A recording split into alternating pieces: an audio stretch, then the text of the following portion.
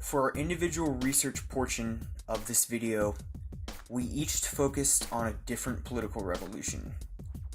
Daniel Robertson researched the Texas Revolution. Kelvin Gonzalez focused on the Mexican Revolution of 1910. Joseph Holshouser had the Guatemalan Revolution, and Anthony Pacioli researched the Philippine Revolution of 1984. In regards to question number 1, the simplest way to define a successful revolution would be to say that it is one that accomplishes its goals. While this is technically correct, it is a very limited and simplistic definition because it holds the entirety of the revolution by the standards established at the onset of the event, without regard to any changes in goals or in mindset that may have occurred between the beginning or the end of the revolution. However, with that being said, if a revolution accomplishes its goals, that means what was originally set out to be done was accomplished. But this definition still fails to recognize revolutions that bring about a positive change unintentionally or without fulfilling the original design. The conclusion we ultimately came to is that a successful revolution is one that results in a positive change or a change for the better in the lives of those rebelling or the individuals the revolution was designed to help, and whether or not the revolution was able to maintain its successful results, if there were any. Under this definition, a revolution can be counted as a success, even if its original design or purpose is never completed, but it still recognizes that there may have been an original purpose. An example of this can be seen with the Protestant Reformation, whose original goal was simply to reform the Catholic Church. If we measure the Reformation by our first definition, that a revolution is only successful if the goals established at the onset of the revolution are fulfilled, then the Protestant Reformation is largely a failure. But if we measure it by our second definition, that a successful revolution is one that results in a positive change, or change for the better in the lives of those rebelling, or the individuals the revolution was designed to help, and whether or not the revolution was able to maintain its successful results, if there were any, then the Protestant Reformation is a success, since it ultimately results in a greater freedom of religion, and because a lot of the desired reforms for the Catholic Church were accomplished in the new Protestant churches.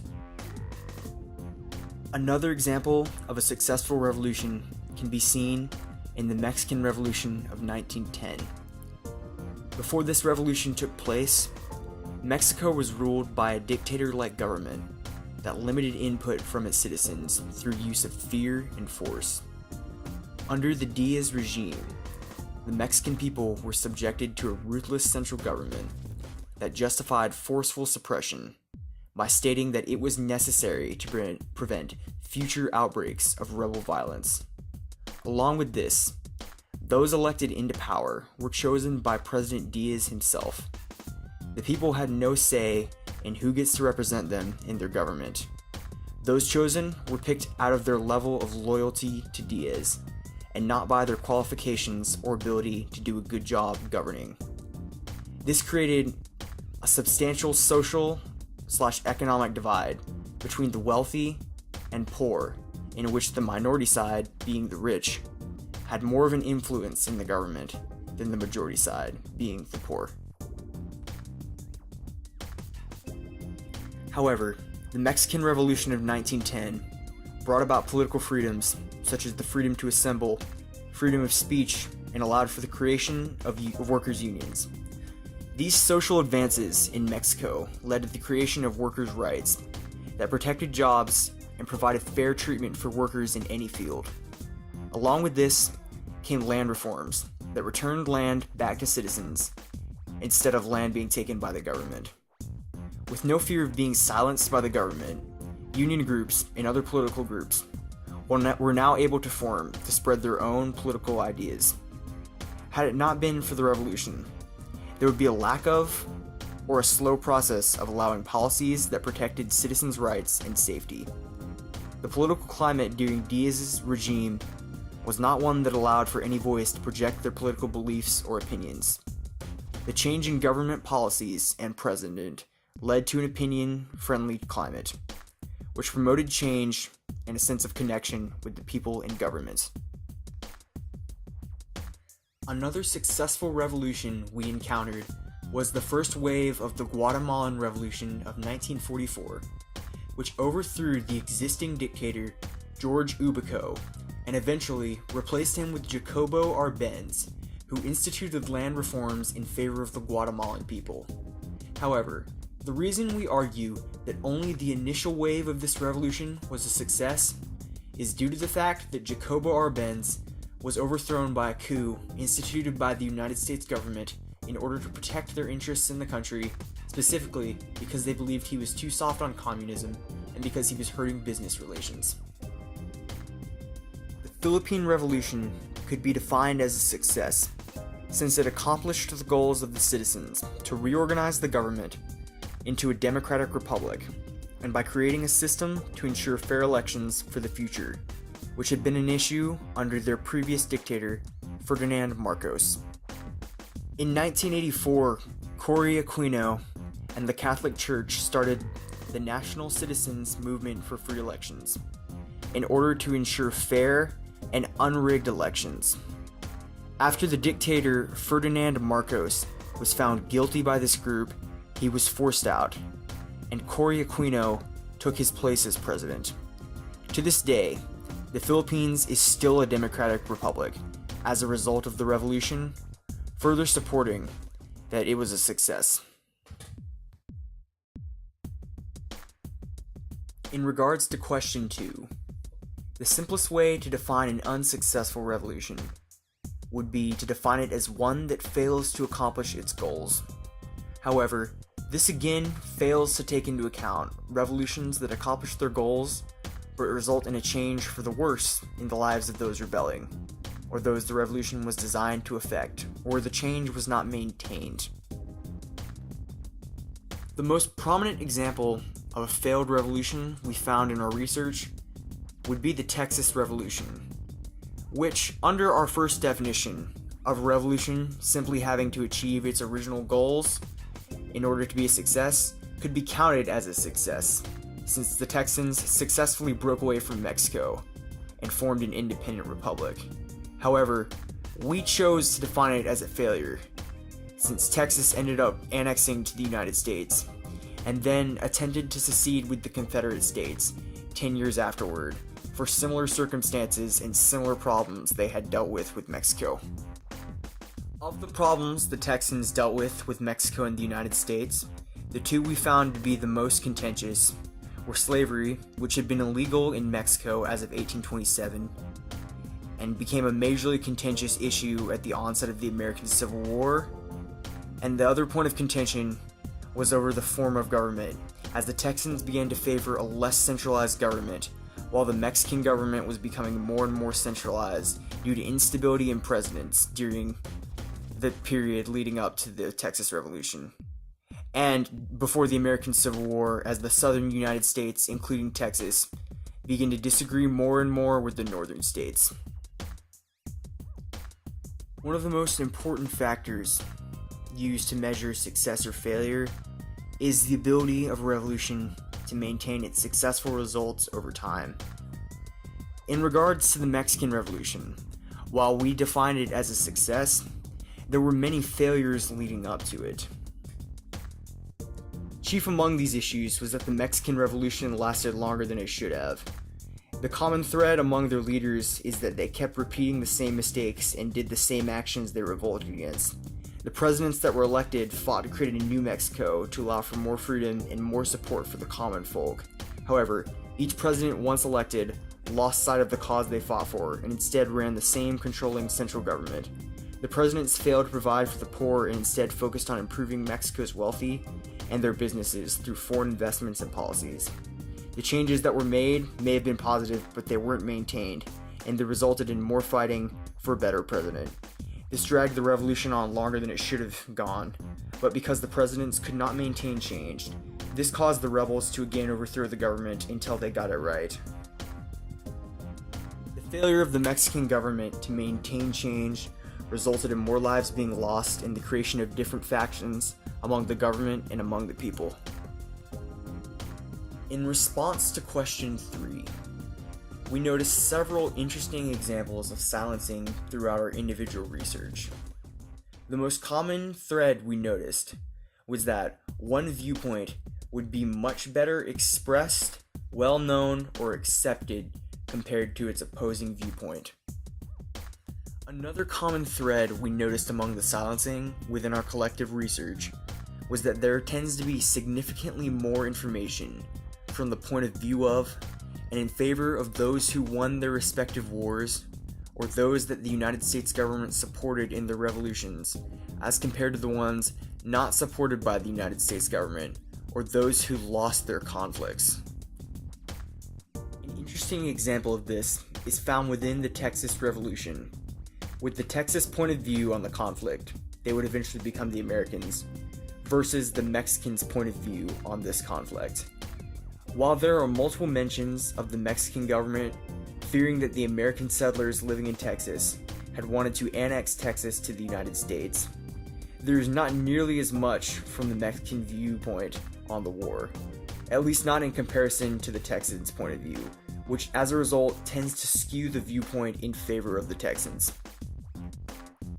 This, when paired with the fact that we are Americans and we have a tendency to learn history from an American perspective, creates a sort of silence by omission, in which we heavily focus on one viewpoint and barely even glance at another, creating a very one-sided argument.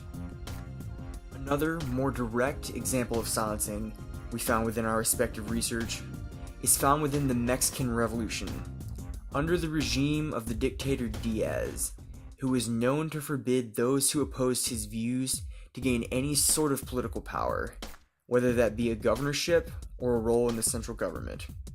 This ultimately resulted in a skewing of information towards views that favored Diaz, and a later dictator named Huerta was known to kill those who spoke against him, further creating a one-sided narrative, or at least enforcing one among the Mexican people. Most of the information gathered from the Mexican Revolution was kept in the form of photographs and videos from each faction respectively. Each helped media form their point of view. This made it easier to recruit people from the same region because it was all the visuals that were available. Information was shared only between each faction. The only widespread information was that of the central government, and this ultimately leads to a sort of silence by lack of information. An overt example of silencing is seen within the Guatemalan Revolution, when the United States released propaganda that Guatemala was a completely communist country, when in fact it was not. This was done in order to cover up US interference in the country, which was not uncovered until thousands of CIA documents were discovered decades later, proving the United States had helped institute the coup that had overthrown the President Arbenz. Another, more direct example of silencing, similar to the ones that occurred during the Mexican Revolution, that we discovered throughout our collective research, occurred during the Philippine Revolution, where the dictator Ferdinand Marcos declared martial law to suppress any opposition to an election he had rigged, during which he took control of the nation's media in order to suppress dissent and to control the outpouring of information in an attempt to maintain United States support for his regime. Unlike Mexico, on the United States side, Reagan attempted to cover for Marcos until undisputed evidence of the crimes of the Marcos regime was revealed. These crimes were primarily embezzling money and a corrupt election process in the elections of 1986. After these were revealed, Reagan pulled support from Marcos in order to avoid hurting George H.W. Bush's chances of winning the American presidency. In response to question number 5, throughout our research, we discovered several consistencies in the power structures among our various research areas. There are 2 details that stick out. Detail number 1 being that in each of the various political revolutions we had, there is a dictator or a dictator-esque leader. And detail number 2 being that the US government is in some way involved with the final outcome of each of the revolutions. This can be seen in the Mexican Revolution, where the main power structures are Mexico and the United States. Mexican photographers documented events and recorded significant battles and movements. The central government was the biggest power structure due to it being the main reason for the conflict. Each time a new president was elected during the revolution, it would cause another rebellion due to the government not being able to care for the poor and complete actions that were demanded by the people, such as a new land reform policy or rights. The other half of the power structure was that of the main faction leaders, such as Pancho Villa, Emiliano Zapata, and Carranza, who all led important rebel groups that had impressive followers. These men led massive raids on the central government and were the main cause for battles all across Mexico. When Carranza took his office, this shifted power, but ultimately fell back to the same two sides.